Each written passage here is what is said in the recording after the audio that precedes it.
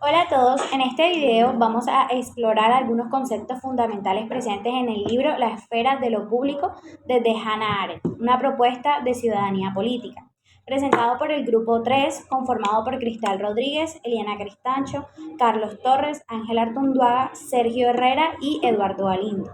Este texto nos ofrece una perspectiva interesante sobre la política, la comprensión y la libertad, desde el punto de vista de una de las pensadoras más influyentes del siglo XX, Hannah Arendt.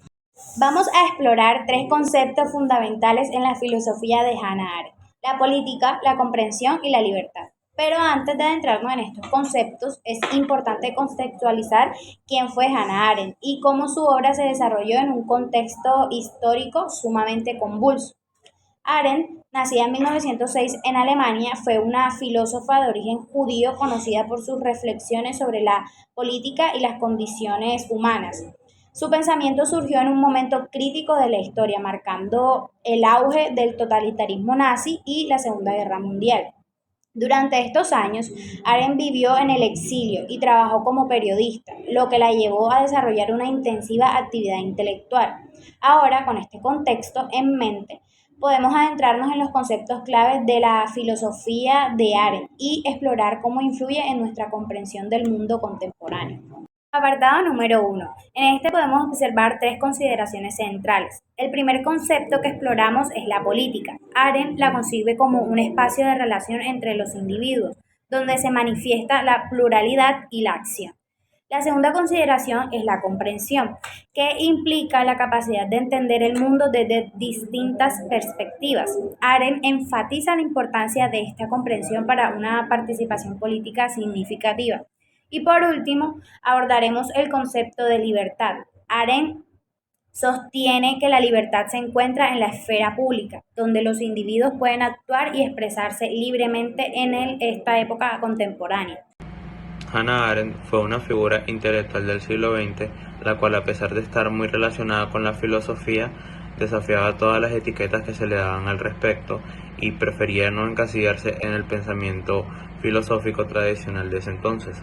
Al contrario, ella prefería que se lo denominara o autodenominarse ella como una política teórica, y muchas veces ella dijo que prefería ver la política de una manera más amplia y humana.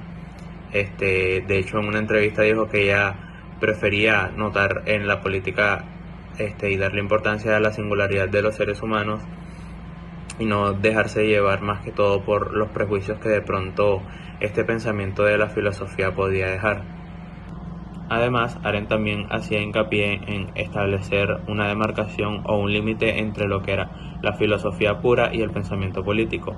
Ella entendía que, a pesar de que estas dos ramas están muy relacionadas en ciertos aspectos, también estaban también tenían ciertos conflictos, por lo cual ella prefería, o ella decía que era mejor establecer límites entre los distintos tipos de conocimiento.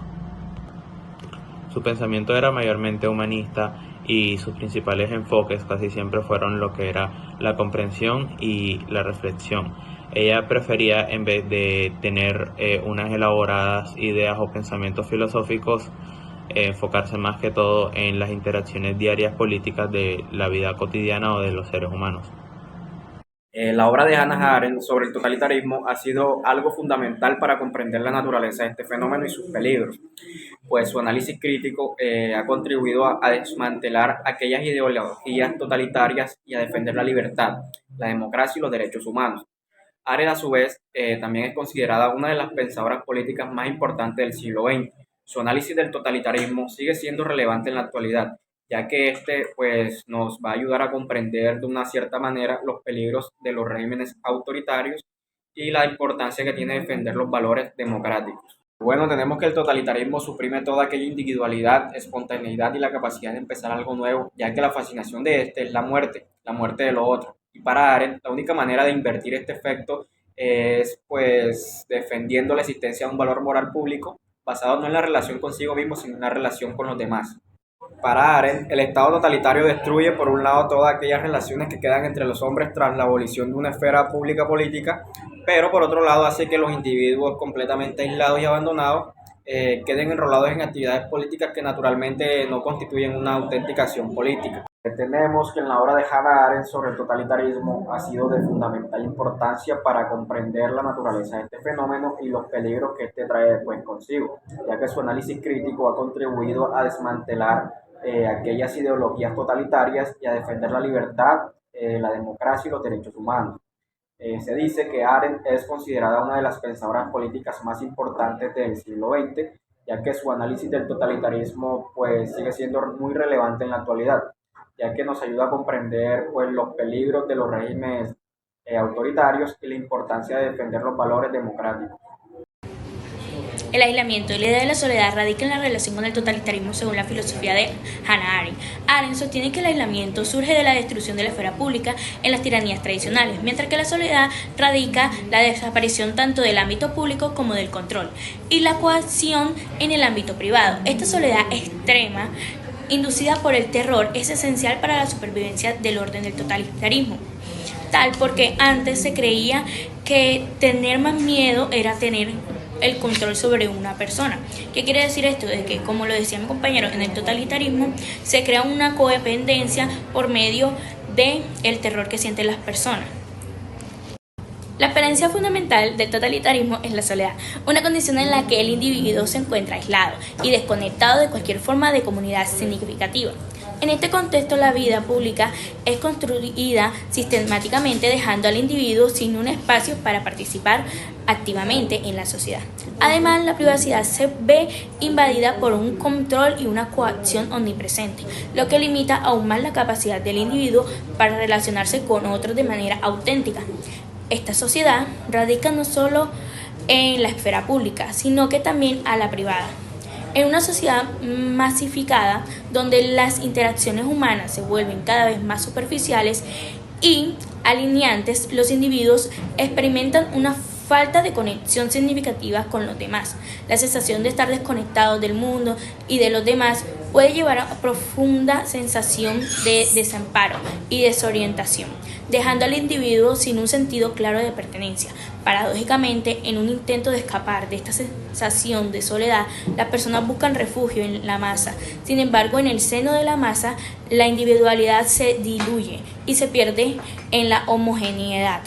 Los individuos dejan de definirse por su presencia activa, entre otros. En cambio, adoptan un modelo predefinido de comportamiento y pensamiento, en lugar de interactuar de manera auténtica con los demás.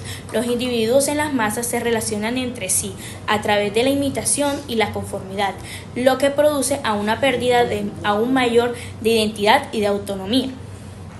Hannah Arendt, una filósofa política del siglo XX, distinguió entre tres tipos de sujetos en su obra: el animal laborans, el homo faber y el homo politicus. El animal laborans es aquel que se refiere al individuo preocupado principalmente por las necesidades básicas y el trabajo para satisfacerlas.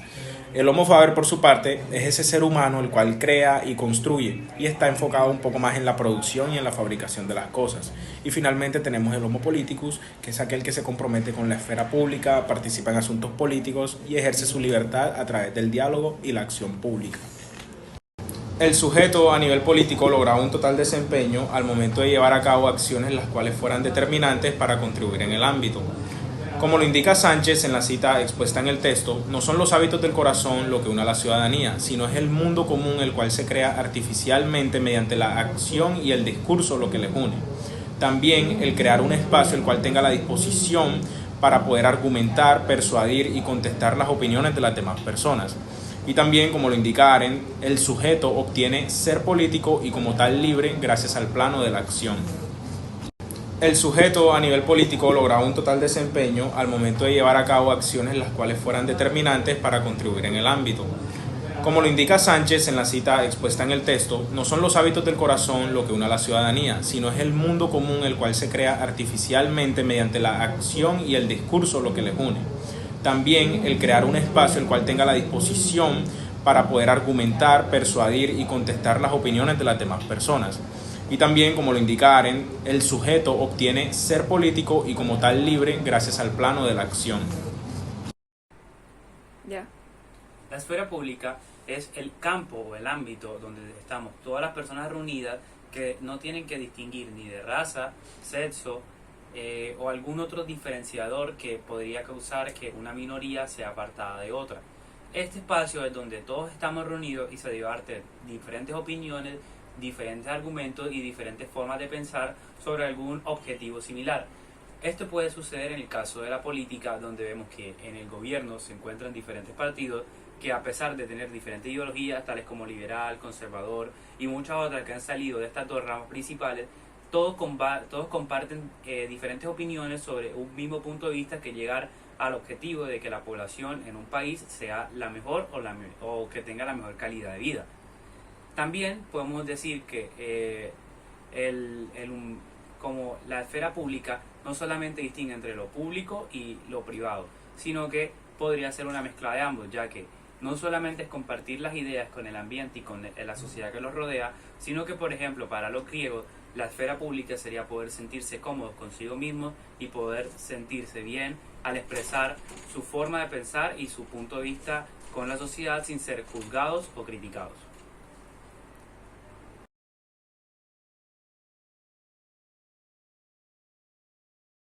En resumen, la obra de Hannah Arendt nos ofrece una visión profunda sobre la política, la comprensión y la libertad, destacando su importancia en la formación de una sociedad participativa y democrática. Espero que este breve recorrido por los conceptos de Arendt haya sido útil y los motive a explorar un poco más sobre su pensamiento. Gracias.